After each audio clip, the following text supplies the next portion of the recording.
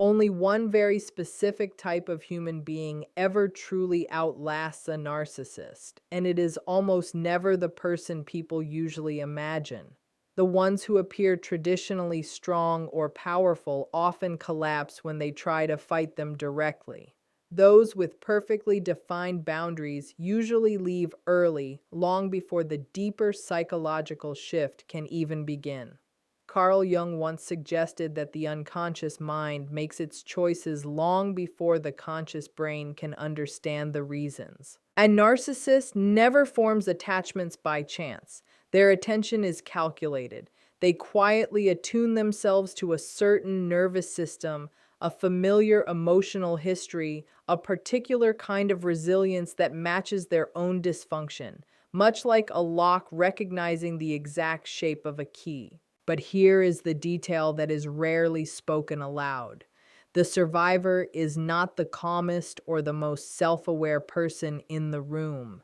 The survivor is the one who carries an almost alchemical ability to convert the narcissist's poison into personal strength. This explanation exists to show you why you were not chosen as a victim, but as a candidate for an intense and painful transformation.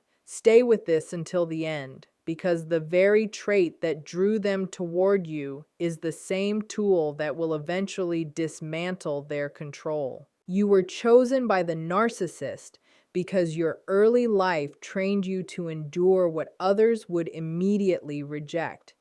A narcissist does not choose partners based on love, chemistry, or genuine connection. They choose based on usefulness. They are scanning for a function, not a bond. When they enter a room or scroll through a digital space, they are not looking for the most attractive or the most successful person.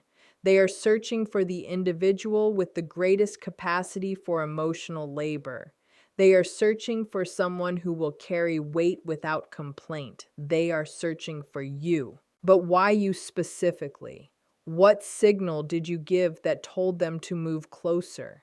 You projected subtle, unconscious cues that revealed old, unresolved wounds. In particular, you carried the wounds of the protector. Jung observed that the unconscious expresses itself through everyday behavior. You may think you are simply being kind, attentive, or a good listener. To a narcissist, those behaviors communicate something deeper. They signal that you are wired to place the needs of others above your own sense of reality and emotional safety. This wiring usually begins in childhood. If you grew up in an environment where caregivers were emotionally immature, unpredictable, distant, or explosive, you had to adapt quickly. You learned that safety depended on usefulness. You became skilled at reading the emotional climate of a room. You watched facial expressions, tones of voice, and body language to determine whether danger was approaching. You learned to adjust yourself to regulate the emotions of others. If a parent was angry, you became smaller. If they were sad, you became the comforter. This response is known as fawning. It is the ability to suppress your own instincts for self-protection and instead become pleasing and helpful to the source of stress. You learned that survival meant absorbing chaos and neutralizing it. Years later, a narcissist spots that same reflex instantly. That old wound shows itself later in life, often in moments that seem small or insignificant, like how someone treats a waiter or reacts to a minor inconvenience. Where others would feel discomfort and walk away, you rationalize. You excuse the behavior. You smooth things over.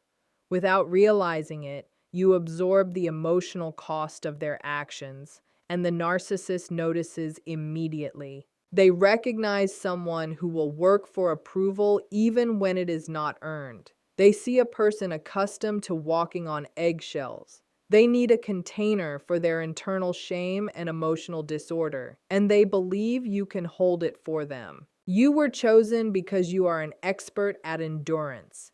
You can tolerate emotional neglect, criticism, and distance far longer than most. To the narcissist, this does not look like love. It looks like a resource. What they never understood is that the same wound that made you exploitable is also what makes you impossible to fully destroy. Your endurance was never weakness, it was protection disguised as loyalty. Your empathy and patience were turned against you, but these traits can be reclaimed. The narcissist attached to your trauma response, not your true self. And recognizing this is the first step toward breaking the cycle. You learn that love must be earned and that closeness comes with anxiety. So when attention is given and then withdrawn, your body recognizes the pattern before your mind does. Once you see this clearly, its power over you begins to fade. It follows the same principle that makes gambling so hard to walk away from. If a slot machine rewarded you every single time you pulled the handle, it would stop being exciting after a while. You would lose interest because there is no tension. And if it never rewarded you at all, you would quickly leave because there is no hope. But when it pays out only sometimes and in an unpredictable way, that is when people stay. That uncertainty keeps you locked in. You keep pulling the handle, convinced the next win is coming. The narcissist operates in the same way. They become the slot machine, offering moments of intense attention and affection, then suddenly withdrawing it. They give you powerful highs of validation, followed by cold silence or mistreatment. You stay because your mind waits for the next reward. You convince yourself the loving version is the real one and the cruel version is just temporary. You tell yourself that if you wait long enough or love hard enough, the person from the beginning will come back. Carl Jung called this the compulsion to repeat, an unconscious drive to return to old wounds and try to fix them with a new ending.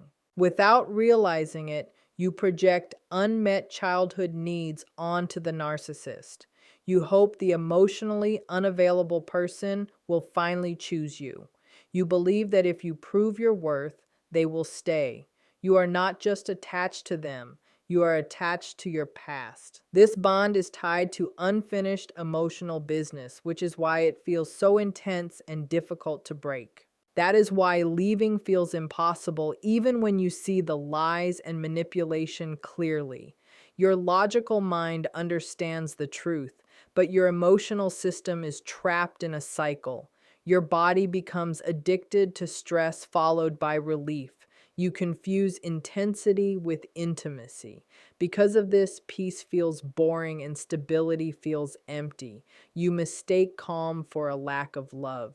This realization is painful but necessary. You have to stop calling this passion and start calling it dysregulation. The strong pull you feel is not destiny. It is a survival response formed long ago. It is like searching for water in a stone because you were taught that stones are the only source. The narcissist feels familiar not because they are right for you, but because they match unhealed wounds. They are not your soulmate. They reflect your pain, but they do not heal it.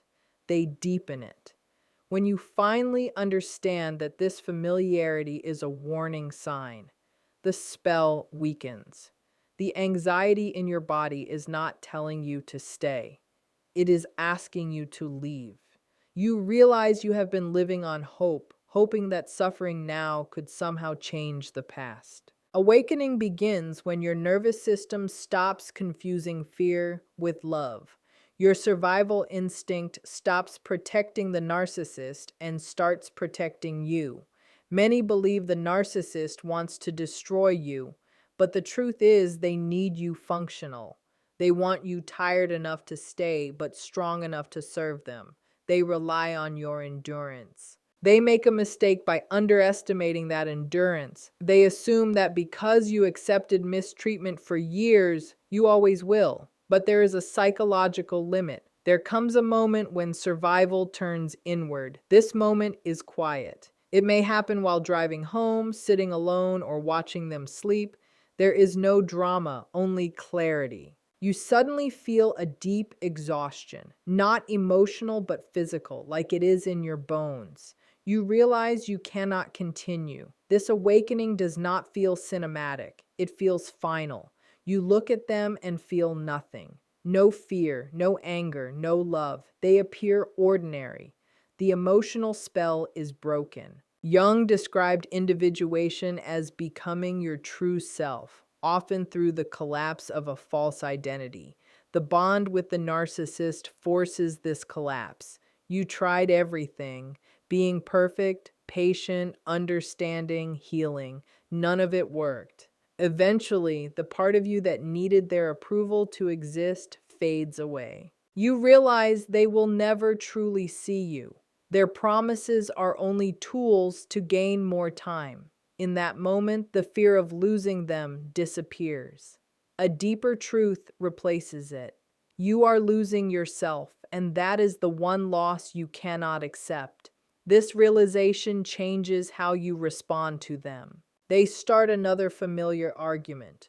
In the past, you would have cried, defended yourself, and canceled your plans. Now you see the manipulation clearly. You recognize the guilt tactic. You do not react.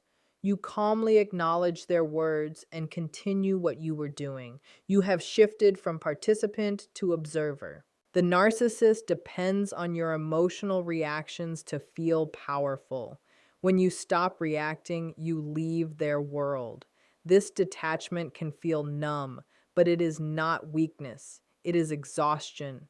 Your mind is pulling energy away from them and returning it to you. You are done pretending and betraying your instincts. When you admit you cannot live like this anymore, you are not giving up. You are choosing yourself. You realize you were alone in the relationship all along, and that truth sets you free. The bond was not safety, it was an anchor.